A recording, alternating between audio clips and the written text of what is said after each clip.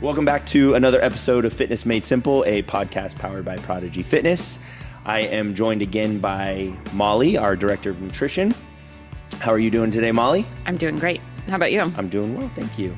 So I wanted to have Molly back on to talk about foods, and more importantly, like as we get older, we get into the age, let's say 40, 45 plus, which is our typical demographic. Like, what are some foods that we should be focusing on to help maintain good bone health, muscle mass, make sure we have good energy, and all the things that we want to do. So I want to dive into, let's say a list of 4 or 5 foods that we can go through today, if that sounds good with you. Yeah, I think it's a really good idea. That's what a lot of people will say to me is like, could you just tell me what to eat?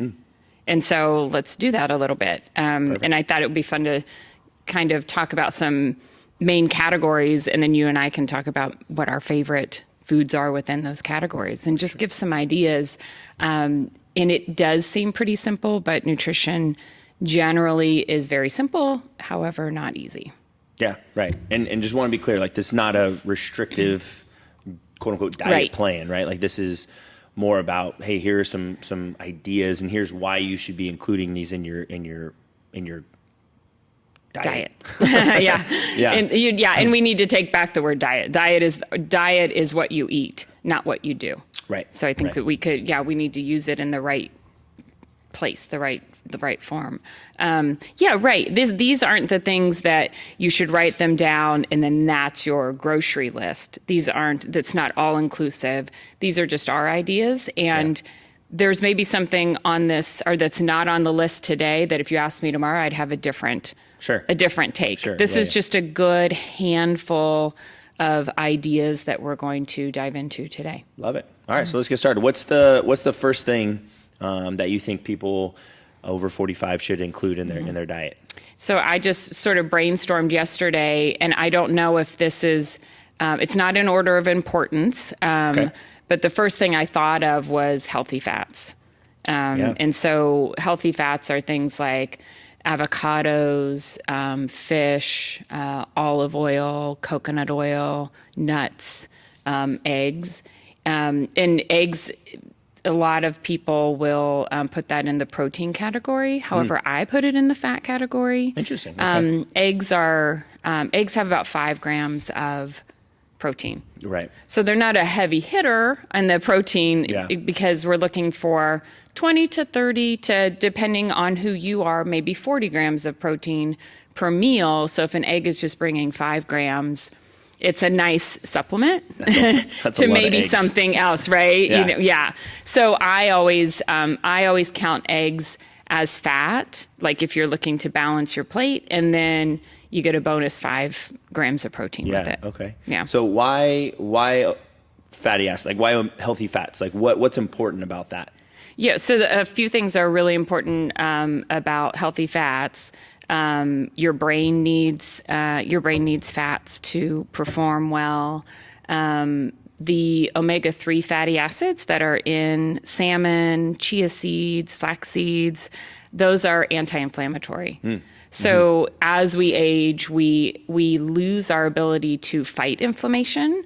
So it's nice to add the foods back in so that we can continue to fight inflammation. And our inflammation increations. So there's a lot going on. Yeah.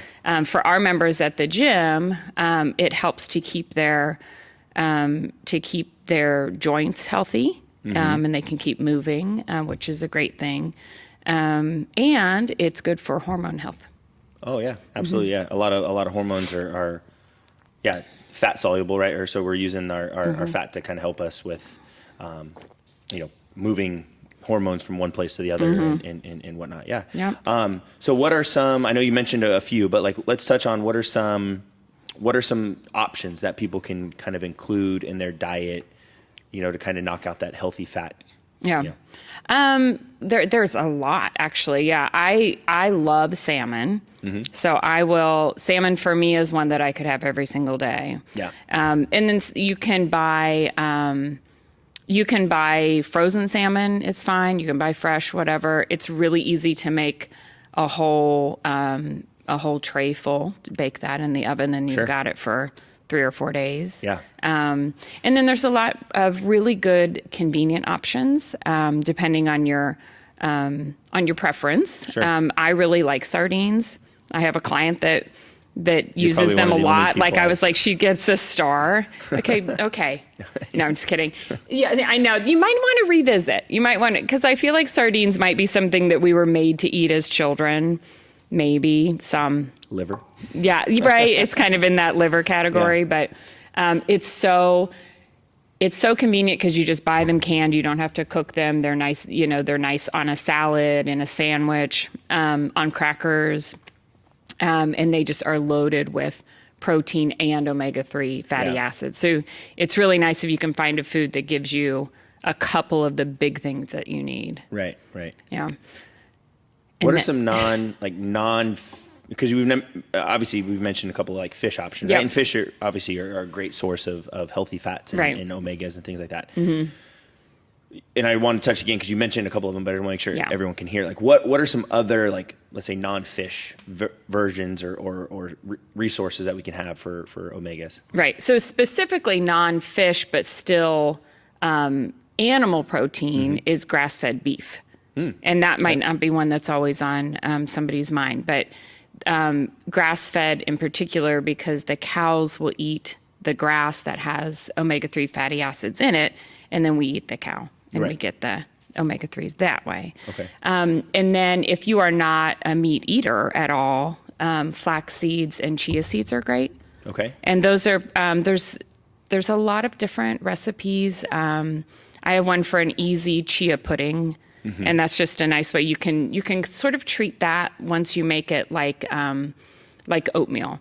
Okay. And you can add berries to it. You can add yogurt to that. Yeah. That's all I can think of right now. Yeah. You have any favorites? Ooh, good question. No, I would say fish would be my favorite. Cover it. It's easy. Mm-hmm. Yeah. But yeah, I just want to kind of touch again just on like the importance of it and I think how it could be really, or why, right? It's really important. And I think for us and for a lot of our members, it's that anti-inflammatory component of it, right? It's the joint soreness or the stiffness that sometimes people feel. And I think that's a good point to say that oftentimes I think because our diets are lacking probably in a lot of things is why we feel the way we feel. Yeah. Right. So, we could theoretically, right, probably fix some of the pain that we're feeling by just incorporating more, omega-3s into our diet. For sure. I mean, usually the doctors will say, okay, here's the prescription I can give you. And they don't mention nutrition for several reasons. Some doctors do, but I have a doctor friend and he said he had one class of nutrition in college. Correct. And they sort of took it as a joke because they knew that one class was not going to certify them to do much of anything. Right. So doctors can prescribe some anti-inflammatory drugs. But omega-3 fatty acids are actually one that a lot of doctors are leaning into. Yeah. So I just feel like if a doctor is also recommending this, then it's something to look at. Sure. And then another thing that psychiatrists are prescribing omega-3 fatty acids for attention deficit disorder. Interesting. Yeah. So that's speaking of brain health. Right. So it's just really one of those that I think the term superfood is kind of thrown around a lot. Sure, yeah. But in my schooling, omega-3 fatty acids are a superfood. Sure, absolutely. So it's not just a marketing thing. And I think that goes into that idea, and we often say like movement as medicine, but like I truly believe too, like our food can be one of our biggest things that is hurting us. Like if we're eating ultra processed foods and those types, but if we're eating the foods that we're supposed to be eating, and if we're eating things like omega, like food can be medicine as well, and it can fix a lot of ailments. And definitely. So what are your thoughts on, let's say somebody who doesn't like fish, right? Somebody who maybe doesn't want to make, a chia pudding. What are your thoughts on, maybe they just don't have time. They're like, hey, I would rather just take fish oil pills, or whatever. So like, what are your thoughts on that? Like in terms of Obviously, probably getting it from fish is maybe a little bit better quality, but like, what are your thoughts on that? If someone were like, hey, I can do that, what would you say to that? That's a really, really good point. Omega-3 fatty acids are one of the easiest supplements for me to recommend because it's literally oil that came from fish. Right. And then it's in a gelatin capsule. So you're getting fish oil and you're getting a capsule. So there's no filler. It's not synthetic. It's as if you were eating the food. Okay. So it's really a pretty easy one to recommend without caveats. And it's like you can take the omega-3 fish oil for your omega-3s, and then if you have fish the next day, you don't really need to take the supplement that day. Like it's a total trade-off. It's as if you ate fish. So it's it's sort of a no-brainer in my opinion. Yeah, absolutely. Okay. And would that be something that would be recommended, prescribed every day? Like whether it's eating a piece of fish or having fish oil, you think every day? Yeah, for sure. Yeah. In the fish oil, that's sort of the directive. From what I learned about supplements and vitamins, that's the thing. It's 1,200 milligrams of fish oil per day. Okay. Perfect. Awesome. So we're fighting inflammation. We're working on brain health with omega-3s. What's the next food, or let's say food category that people should be focusing on with their diet? Protein. So I think that it's strangely become a buzzword, but it's just part of what we should have always be eating. Yeah, right. But I think we're just getting a lot of good attention, which is great. Sure. I think the attention is sort of overwhelming a lot of people. Yeah. Because there are different, and it's literally different opinions on how much protein you should eat. Right. And I'm not going to make it any clearer. Because it is different for every single person. Right, so I can't even say, as a man who's 39, who's this tall, who's that, like, I can't even say to that degree. It's like, I need to meet you. I need to know what your activity level is. I need to know so many different things about you, about how much you're working your muscles and what that looks like. Right. Strength training to one person might be Pilates, and to another person it's heavy weights. And then how many days a week is that? Right. So it's really like figuring it out for the individual. And then in the coaching sense, it's like, well, where's the gap on how much protein you're eating and how much I'm asking you to eat? Yeah. And how do we get there? Right. Instead of just giving you the prescriptive, get to this amount. Sure.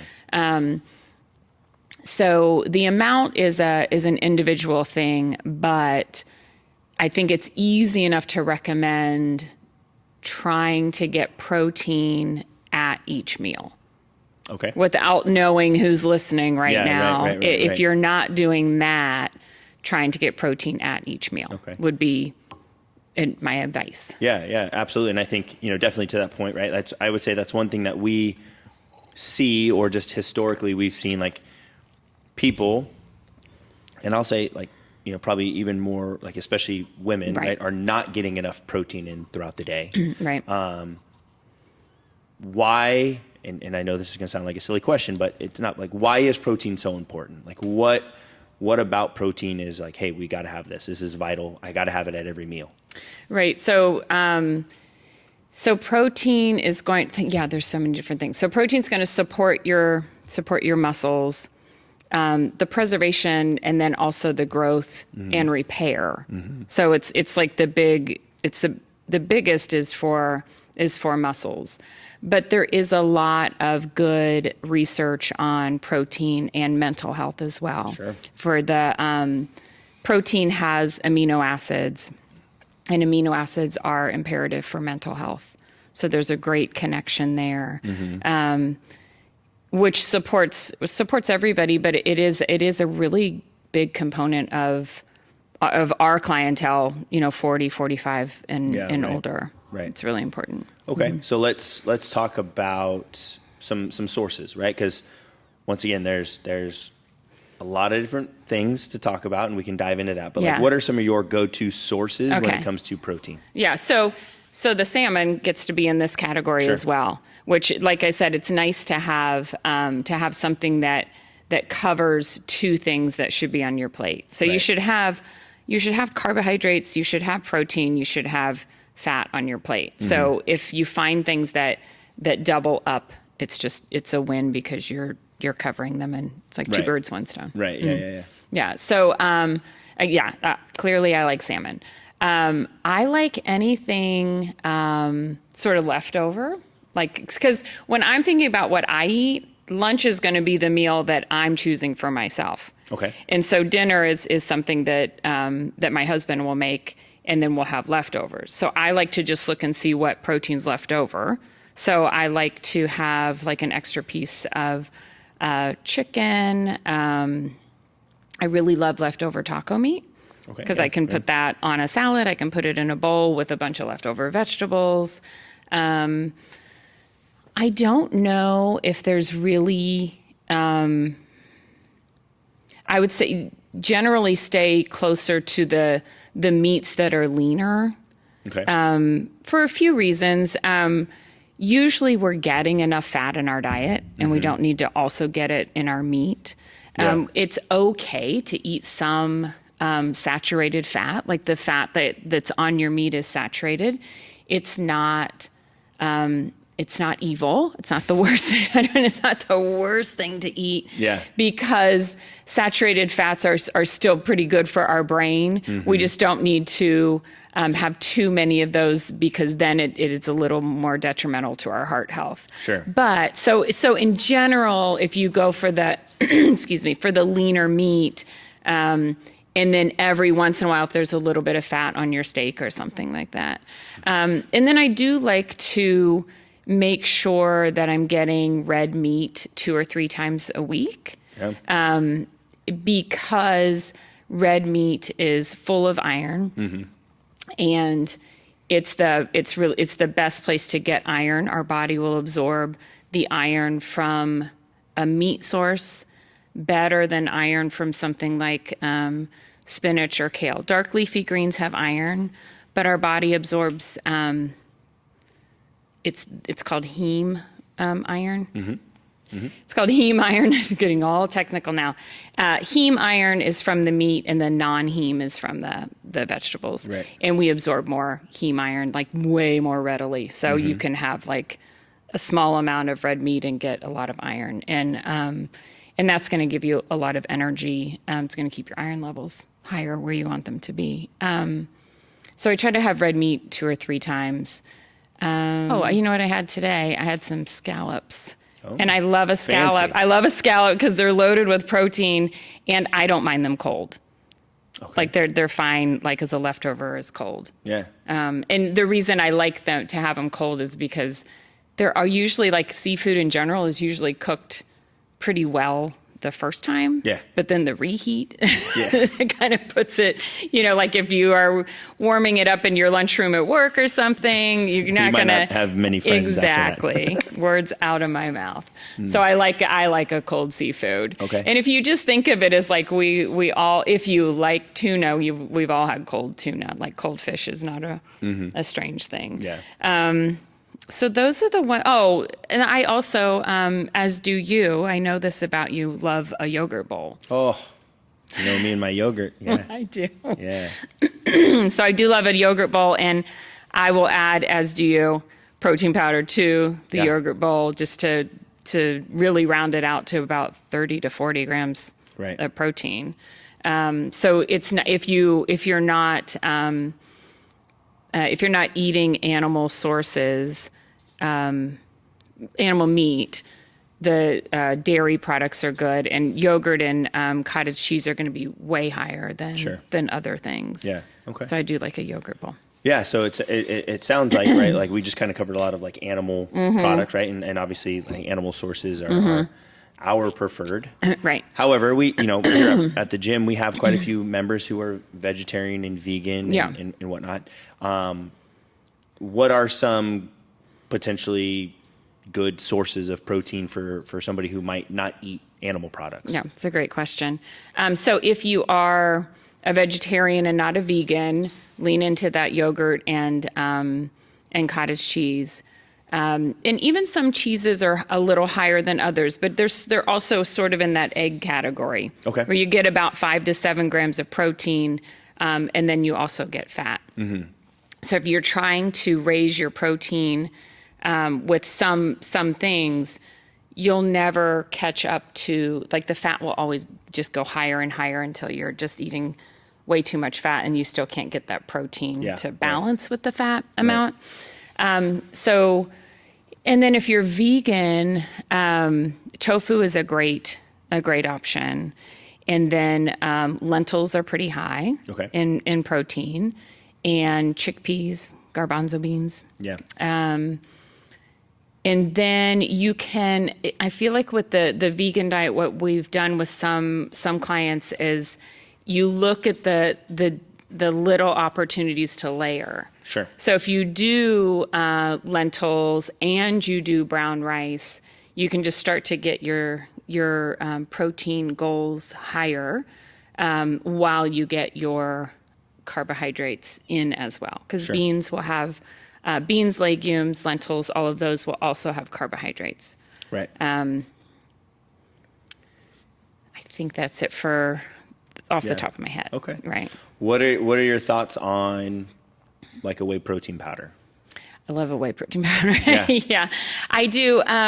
What I have found with whey protein is, with studies are showing that whey protein is absorbed and utilized by your muscles better than other kinds of protein. So that's a plus.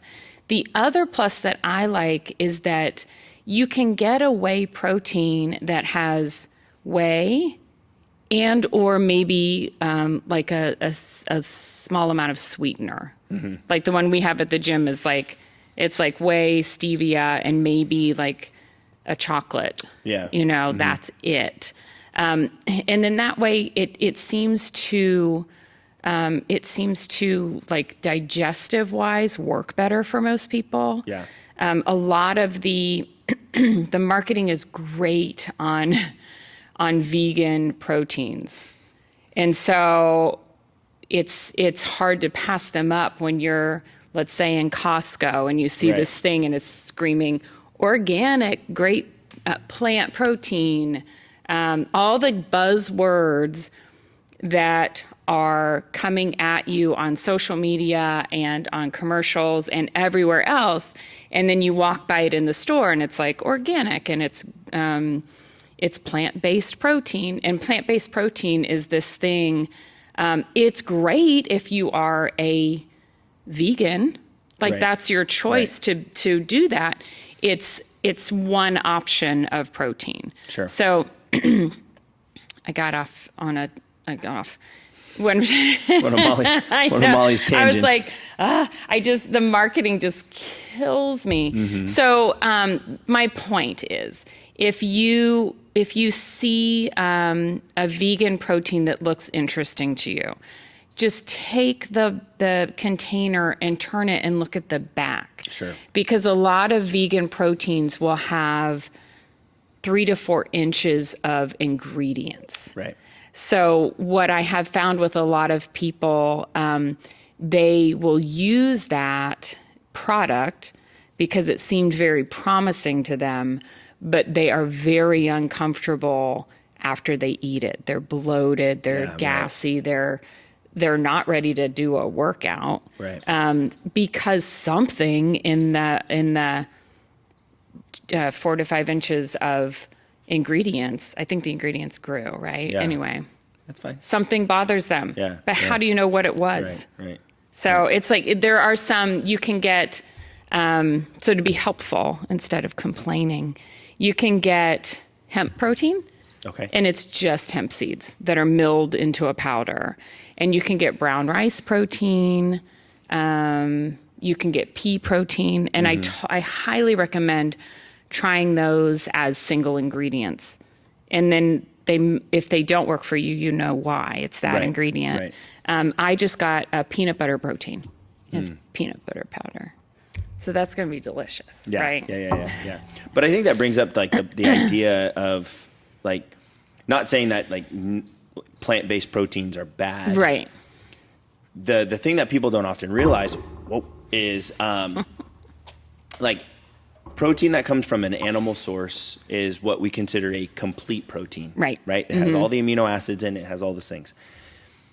Protein that comes from a plant source is an incomplete protein. Right. Right? So if I'm eating pea protein, I'm not getting all of my amino acids. So then I also need to then eat brown rice protein. And then I need to eat this. Right. So it's like not saying, hey, if you're vegan or vegetarian, like stop and start eating meat. But I'm just saying like you need to realize that it is an incomplete source, right? And that's just something to be aware of. Yeah. And I think that the best way to approach that is to make sure you're getting a wide variety of vegan protein products. And then it should balance out.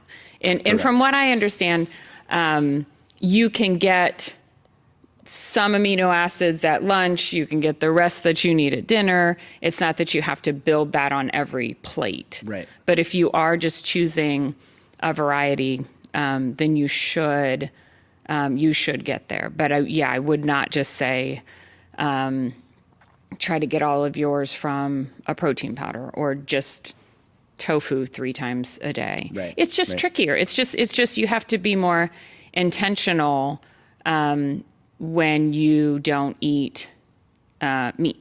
Right. Yeah. Right. And then you brought up one, and it's often a favorite to ask of like, hey, what about peanut butter as a source of protein? I mean, clearly I like it.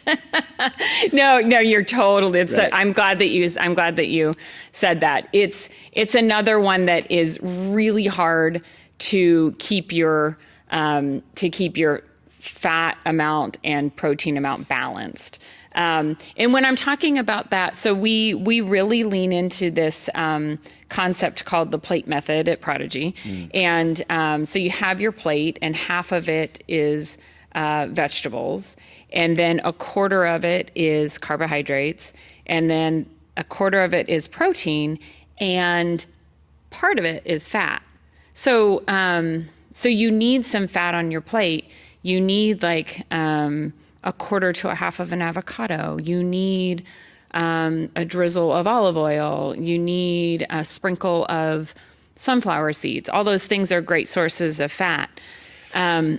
So if you are trying to get a quarter of a plate of protein by using peanut butter, then you're going to have more fat than your body needs, and it just creates an imbalance and really a condition, an opportunity to overeat calories more than you really need. Right. So, yes, I mentioned peanut butter powder. I would use that as an accompaniment. I'm thinking I'm going to sprinkle it on my my yogurt bowl.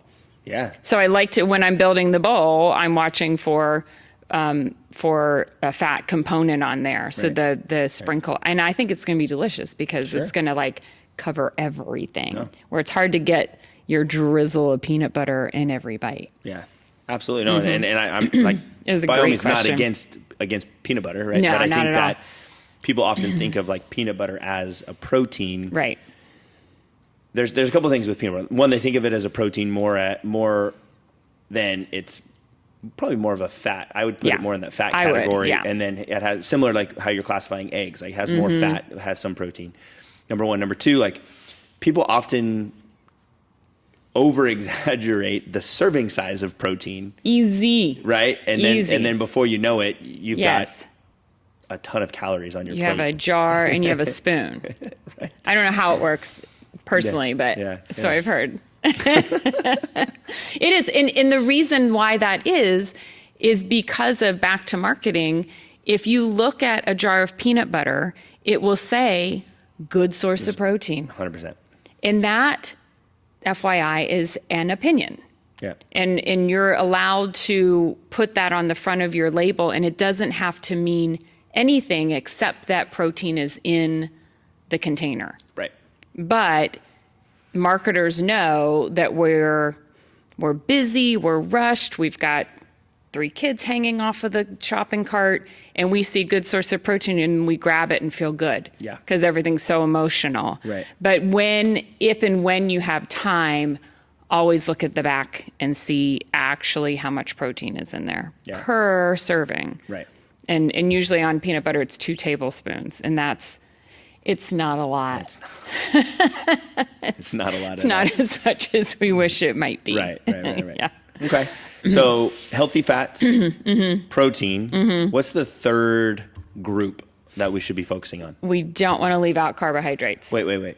I know. I thought carbohydrates were bad. I thought we were supposed to stop eating carbohydrates. No, you should see the conversations where people are admitting to their carbohydrate usage. They sit down and say, I know I shouldn't be eating carbohydrates. I think we talked about it in the last episode where you said, what are the questions people ask? Right. And I thought, well, they don't ask anything because they've heard so many things so much, they know. Right. They know they shouldn't be having carbohydrates. And so we have to walk it back and say, your body was made to use carbohydrates. Correct. So it's not just a point where we're like, okay, well, carbs used to be bad, and we're going to allow ourselves to have them sometimes just because they're so good. Like, we'll just allow it. No, we need them. Right. We need them. And it's so fun to put them back on people's plates and then have them incorporate that into their workout schedule. Mm-hmm. So we should be having carbohydrates before our workouts to fuel our workout. That's what our body wants for fuel. Right. And then people are like, oh my gosh, so much energy to work out, there's so much in that, because I think people here at Prodigy are learning how to enjoy their workouts. Right. But typically a workout is like a penance for what you ate the night before, or just something you have to get through, or you drag yourself in. But like when you start fueling yourself properly and you have some carbohydrates before the workout, it feels really good to work out because you have the energy to do it, and just creating the best scenario, let alone the best scenario for your mental health to feel good about the workout. But now your body can function. Right. And so you're not wasting your time in the gym, you're optimizing your time in the gym. Right. So carbohydrates have to be there, not just, if you can't restrain yourself from carbohydrates, just have a little. Yeah. And don't feel too bad about it. No, feel bad if you're not having them. Right. And that's the thing. And I think a lot of our demographic, the generation that they're in, they grew up on the Atkins diet. They grew up on those diets that said, hey, eliminate carbohydrates. I remember when I was in high school, I worked in the front office, and there was this lady, it was one of my classes, right? I was a TA for the front office. And one of the office ladies in there, I remember she was doing the Atkins diet. And I remember it baffled me as a high school kid when she told, she's like, oh yeah, here, do you want my carrots? I can't have carrots. They have too much sugar in them. And I was like, wait a minute. You can't have a vegetable because it has quote unquote too much sugar? Yeah. Right. That's crazy to me, right? Okay. And so carbs were vilified. But what people don't realize is that it wasn't the lack of carbs that probably led to the weight loss, more as it was just you're literally cutting out a food group. Yeah. So you're cutting out calories. And that's what probably led to the weight loss, is that you're limiting your calories. Not that you cut out carbs, but it was the So I always remember that story when I think of the Atkins diet. Yeah. It was oh wait, you can't have a vegetable because it has too much sugar in it? That's it's exactly why that works. Yeah. It's because you get this new diet, and a lot of them will cut out carbohydrates. And so you get the new diet, you go grocery shopping, you throw away all your carbohydrates, and then you start trudging through the diet. And it's tricky at first because you're trying to work around this no carbohydrate thing, and you don't have much of a repertoire aside from that. So you're trying to fit in these other foods, and a lot of people are just hungry, and they're just like, well, okay, I'm just going to be hungry. That's fine because I'll lose weight. And so people will lose weight, and this has been studied, right? People will lose weight in the first month. And then, so it tells their brain that cutting carbs worked. But what happened is they cut calories because they were just at a loss for what else to eat. Right. And then as you get rolling with the diet, you're like, oh, well, I can have a handful of nuts. I can have this. That's not, like, they figure out how to have enough food without the carbohydrates. And then the weight loss, because that's usually the goal, the weight loss either stops or they start gaining weight. And so, but still the memory is that no carbs worked for me. Right. I just have to cut out the carbs that worked for me before, because we remember the positives. So in the beginning it worked, but to your point, it was just cutting calories. They just happened to be in the form of carbohydrates. Right. And I think what people don't realize, and this is not to vilify fat, right? Because obviously we talked about how omegas are really important, but there's 9 calories of fat per gram versus 4, right? And what people don't realize is that hey, I can't have rice, so I'm going to have this massive handful of almonds. It's always almonds, right? Almonds, because they're it's a good healthy fat. But I've just eaten probably a couple hundred calories of almonds in the span of a couple of minutes, right? Because you're still hungry, and also you don't feel great, right? Yeah. And then once again, this is not to vilify fat, because we need that as well. But I think people don't realize that carbs aren't the bad thing. Carbs aren't the enemy, right? Yeah. So with that, what are some sources? What are some ways that we can, or what are some things that we should be thinking of, right? Because I think carbs span a wide range that people I'm working with, we're talking with Aubrey now, my 9-year-old, and trying to get her to understand carbs are. And not that we're talking diet with our 9-year-old, but she has questions of oh, hey, is this food healthy? Is that food, and we're all foods are good and healthy, to a degree. I'm listening. Right? I'm like, what are you talking about? Go have a cookie, right? That's okay, right? Totally. That's totally fine. And that's a carb. Yeah. An apple is a carb, right? So what spans the group of quote unquote carbs? Oh, that's a good question. Yeah. So fruits and vegetables are carbohydrates. We usually keep them separate. We keep them in that half plate of fruits and vegetables there. I think mainly because they're not. They're more of a great fiber source, micronutrients. They've just got different characteristics. Sure. So all of those fruits and vegetables, and then you could put potatoes in the more starchy carbs. I think starch might be the thing that's separating the vegetables and then the other carbs. So you have a quarter plate of starches, sweet potato and regular potato, because white potatoes really got thrown under the bus for a while. They did. But they're amazing. And speaking of iron, the skins on a potato have a lot of iron in them. And so, are we talking kinds? Is that what you asked for? What spans? What spans carbohydrates? Yeah. Right. So then you, from root vegetables, potatoes, all of that is in that category. And then you go on to grains. So quinoa, and quinoa is another that if you look at the front of the package, it's going to say it's high in protein. Right. And it is one to layer in with others if you're plant-based. Right. But it's not as high as marketing would have you believe. But it's nice, and it's got a lot of fiber. So quinoa, rice, breads, crackers, and bread is okay. I was just saying, wait, so I can eat bread, right? I know. Oh my God, enjoy some sandwiches, right? I think, okay, so here's, this is what happened. When the low carb idea came around, it was because we realized Americans were, speaking of the balance, Americans were eating more carbohydrates than they should have to keep that balanced plate. So, and the way that Americans do this, as we do, we're so kind of, we're impatient, I think, with food and a lot of things.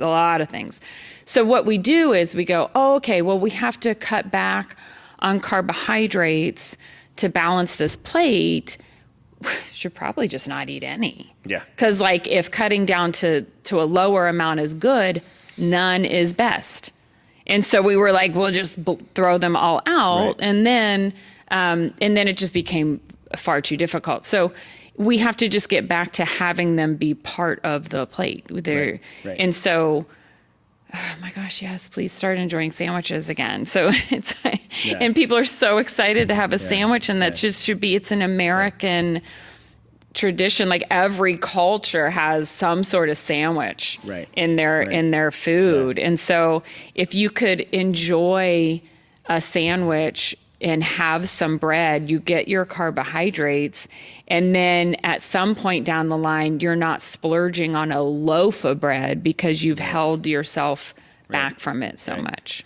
Well, and I think too, like the thing that like people don't often realize is like food today, like food that's manufactured. Let's say you go to the store and you buy a loaf of Wonder Bread, right? Mm-hmm. Like bread should only include like 3 ingredients in it. Yeah. Right. Like it's flour, water, salt. Mm-hmm. Like that's it. Mm-hmm. Right. But if you look at the ingredient list, right, you talked about like inches of ingredient list, like that's your Wonder Bread right there. Right. So it's like, it's not necessarily that the bread itself is potentially causing issues, but it's like all the other preservatives and all the other stuff that they put in to make it shelf stable. Yeah. Right. That's potentially causing maybe some gut health issues or whatever it is. That's a good point. And I think the other thing that too people like don't really like, food companies aren't dumb, right? Yeah. They want you to eat their food, so they're manufacturing it to hit the pleasure centers in your brain that are going to cause you to overeat it. Right. They're going to that's a really good point. Mm-hmm. I'm sorry, I don't know anyone, even myself included, who can sit down and just have one chip. Like you sit down and like they're manufactured for you. They say it right in their marketing, so they're upfront with you. Yeah. No one can eat just one. Yeah, right. So. Like they're manufactured for you to sit down and just crush a whole bag of potato chips before you know it, right? Mm-hmm. But I think it goes into that idea. It's like, just bread is wrong. The bread's bad. I'm like, well, no. Well, and it makes it easier too. Yeah. Like it makes life so much easier. To my point earlier, where I said people are like, well, could you just tell me what to eat? It's so confusing on purpose. Right. And so if we can just say, well, I don't even know what to do, I just won't eat bread. Like that seems simple, but like I said, at some point you're going to have bread, and then that's where the overeating happens. Right. Because you've just deprived yourself, and then you make a deal with yourself. I'll have this loaf now, and then Monday I'll be back at it. Then I can do no bread. Like we're not learning that this isn't working. We keep signing up for all this like restriction. Whereas if you would just have a sandwich every once in a while, I know my grandpa, who stayed a normal size and was strong and healthy, had a sandwich probably every day. Yeah. Well, I mean, you have to think, like, you go back to, and you'd mention it, right? Like every society, every culture, you go back in history, right? Bread was a part of their diet. There was, you know what I mean? Like bread has been around for a long time. Yeah. Like, and breads or tortillas, some kind of like put it all in one thing, eat it with your hands thing. Yeah. Right. So it's not bread. It's not bread. All right. Well, let's get off this soapbox. But then to that point too, he's getting down, but I'm stepping up. No, it's not. But no, to that point, rice is in a lot of cultures too. Yeah. And so, we have a very diverse membership. And so it's like, I love being able to say, why don't you eat rice again? Because I had a conversation with a woman last week, and I said, we were talking about that quarter part of her plate because she hadn't mentioned carbohydrates on her plate. And I said, well, what about your carbohydrates? Like, do you put rice on there? She's from Korea. And she said, but isn't rice bad? Because why wouldn't she think rice is bad? Yeah. I would think, you know what I mean? Right. Like, why wouldn't you think that? And it was such a gift to be able to go, it's not bad. It's not bad. Put it on your plate, enjoy it. I said, this is what your DNA knows. Put it on your plate, and watch your workouts, because that's really fun to say, well, let's be strategic about it and see, and let's, next time we meet, let's see how your workouts are going. Yeah, absolutely. So yeah, there are cultural foods that we're cutting out because marketing says to do that. Right. Okay, now we can get down. Okay, perfect. All right, so carbs, protein, healthy fats. What's the fourth one? The fourth one takes a little bit of a turn, just because I have it. We'll just go in order. Yeah. Magnesium. That's not a food. No. We don't. It's not. It doesn't have a spot on the plate. Yeah. But it's so important. Okay. It's so one of the big things about magnesium is that our body uses magnesium to combat stress. Okay. And so in my earlier days of nutrition coaching, I used to say, what was the question? I think I would say, do you have stress in your life? Who doesn't? I know, right? But it used to be a question. Yeah. Because some people were like, I'm good. But now the question is 1 to 10, what's your stress? Mm-hmm, mm-hmm. It's a weird question to say, to just ask if you have stress. Right. So we're pretty stressed out. Sure. So we're using up a lot of magnesium. And it's coming out in eye twitches, or I don't know if you've ever, had a muscle twitch really anywhere. But a lot of people will get a little, it's your magnesium stores are depleting. Sure. So it's really important to keep eating magnesium rich foods. So that's, it's really your nuts and seeds, dark leafy greens. Okay. So it's really nice to have a kale salad. And I know some people are a little bit thumbs down on kale, but but if you take, first of all, I know a lot of people know this, and my family will laugh because my earlier days of YouTube, my very first video was massaging kale. And then there was massaging kale too. I've revamped. So I want everyone to stop what they're doing right now. And no, I took it off the air. It's down because I'm sorry. I'm sorry if you missed it, but it was a classic. Maybe I'll revamp, but only maybe. Okay. All right. But so if you first of all tear up your kale, manually tear it up, and then sprinkle a little salt, drizzle a little olive oil, and then get your hands in there. Yeah, so is it like a Swedish massage? Is it like deep tissue? What type of right? We're doing that is your choice. I've actually used a potato masher before. Okay. You want to beat it up. Oh, yeah. You just want to get in there and work it out. And the kale will eventually give in. And it's kind of that would be a great thing to do with Aubrey. Well, and Asher. I think they would have fun.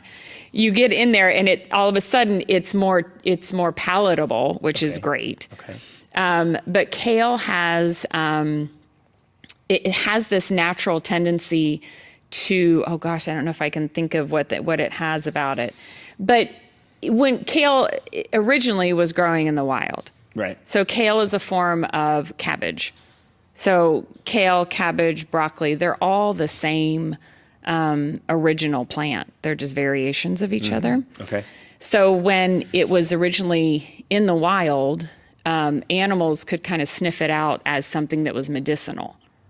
So it has a medicinal value. So the animals knew to have a little bite, treat themselves, and move on.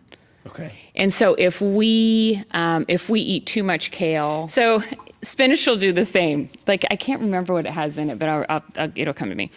It can give you an upset stomach because it's really medicine. You shouldn't eat too much of it. Well, I think it's probably because you just burn so many calories actually working it before you actually eat it, right? What that is. You build up calorie deficit before you actually eat it, right? I mean, I think there was a joke in there somewhere, but I don't know that it was fully needed right now. Needed? Oh, that was better. That was good. I'll take that one. That's a good one. Ba-dum-bum. So back on what track. You do when you tear it up and when you're massaging the kale, it gets that component out of it so you can actually eat more of it and it's more palatable. So if you don't like kale, try massaging it. You could take a half of an avocado and put it on there and mash that all together. It's delicious. Okay. The point being, back when I started this conversation 5 minutes ago, really high in magnesium. So it's a great, and if you do that, you put in all that work, that salad's still going to be good tomorrow, where a romaine would be really wilty and not good as a leftover. Okay. So you could make a kale salad at the beginning of the week, just huge, and then eat it throughout the week. All right. So if somebody doesn't want to spend the months massaging their kale. Well, we all just spent a month listening to how to do it. Yeah, So well, you're in, as far as I'm concerned. We got to find those YouTube videos. What are some other non-massage sources of magnesium? Okay, if you don't want to do that, I already said nuts and seeds, and pretty much all nuts and seeds, right? Yeah, okay. And then be careful, right? Because those are your fat sources, and you don't need too much, but that could be part of your plate. Okay. Chocolate. Oh, you had me at chocolate. Okay. I know. Milk chocolate, dark chocolate? Dark. The darker, the better. The darker, the better. So ease yourself in if you're not a dark, because some people think it tastes earthy. Yeah, it's all right. They would maybe say dirt, but earthy. But the darker the chocolate. So chocolate will have it's cacao. Cacao is the word. It's not cocoa. It is cacao. I've heard lots of different variations, cacao, but it's cacao. So the bean that grows on the tree is cacao. And so chocolate will come with different percentages of cacao. So the higher the percentage, the more pure dark chocolate is in it. The other part of it, so it's the percentage, like let's say it's 90% cacao. That means 10% is other ingredients. Okay. So the 10% will be sugar and probably some sort of emulsifier, the stuff that's kind of waxy that puts the chocolate together. Okay. Binds the chocolate together. Yeah. So the higher, the better. You're going to get more magnesium. You're also going to get more fiber, which is not on my list, but also could be on my list tomorrow. Sure. Yeah, So absolutely. fiber is really important. So dark chocolate has a lot of components, magnesium being one of them. It also has a thing called theobroma, which translates to food of the gods. Oh, I mean, we know that. If the gods are going to eat Now it, we might as well eat it then too. Now right? you have like proof. Love it. Yeah. Okay. So you brought up fiber, and I think that we also kind of touched on your last food group to include in your diet. But I think this is where fiber can absolutely come in. So what is the fifth food group that we should all be eating? I put fruits and vegetables. That's what, I mean, it's so simple, but it's not always, I don't know why simple things get forgotten. Yeah. I think it's because maybe we assume because it's so simple, we effective. do it, or maybe not effective. I don't know what the thinking there is, but I think with fruits and vegetables, it takes daily intention. Yeah. It's like, and it's one of the things that you need to have, in your diet on a daily basis. And it's just one of the harder ones. Like keeping up with vegetable intake just seems to be one of the harder ones. So just like with protein, I would recommend just having it present on each plate. With any habit, like let's say somebody's trying to get into walking for 30 minutes every day. I always recommend, just walk. Right. Like, don't worry about how far, but if you get that thing in your day at that time, then you have the placeholder for when that's going to happen. Right. So you don't have to get the time of day and the distance, and so you don't have to get the amount of vegetables that you eventually want to get to. Just get the habit of, okay, I'm putting my plate together. Where are those really sugary, high sugar carrots? Let's put those in. Where are the candy carrots? Let's add those. So, so if it's part of your thinking to just get it on your plate, fruits or vegetables, fruits aren't the enemy either, even though they're super high in sugar. And I say that facetiously, know that, right? So just get them on each plate, and then as that's a habit, you can think of, okay, now I really want to make sure I'm getting a cup at each plate. and build that instead of like with everything we do, trying to, come out of the gate like swinging and we're nailing everything perfectly. It doesn't work. Like it's not even my best recommendation. Like even if you can get it perfectly, just pace yourself. Yeah. Because the perfection won't last, and then you'll feel like you failed. Yeah, absolutely. And then you'll quit. I mean, you might not quit, but I quit. You quit. I'm out. I won't quit. No, absolutely. And just variety. Yeah. Like there's no best vegetable, no best fruit. Like it's like get as many colors as you can, as many shades of those colors that you can. Right. Because with each fruit, with each vegetable, with each variation of those, with each cooking method, you'll get different, they're called micronutrients. So it's the smaller nutrients that are within all of those things. Mm-hmm. So it really is variety is key. Yeah. If you don't like some things, like there are some people who have really sensitive taste buds, eat what you can eat. Mm-hmm. You don't have to, you're not exempt from the party of vegetables if you only have a repertoire of 3 or 4. Yeah. Like lean into those. That's fine too. Yeah. Love it. Awesome. So this has been great. Like I think it's been fun. We learned a lot today. We learned about massaging kale and how we should all be eating more chocolate. I think that's what my takeaway is. Chocolate. But if you could do a quick kind of rapid fire recap, so before we close, like what were the five that we kind of went through, the 5 groups, and then a bonus question. If somebody were listening to this and they said, okay, like that's great, I want to do it, but it might be a little overwhelming for me. What's the one maybe you would start with? Okay. Yeah. Yeah, I like it. So we talked about healthy fats, and I really leaned into omega-3 fatty acids because I think that's the one that seems to be most helpful with inflammation and things like that. And like you said, we could, and we both said you could supplement with that and make it easy. Protein, carbohydrates, magnesium, fruits and vegetables.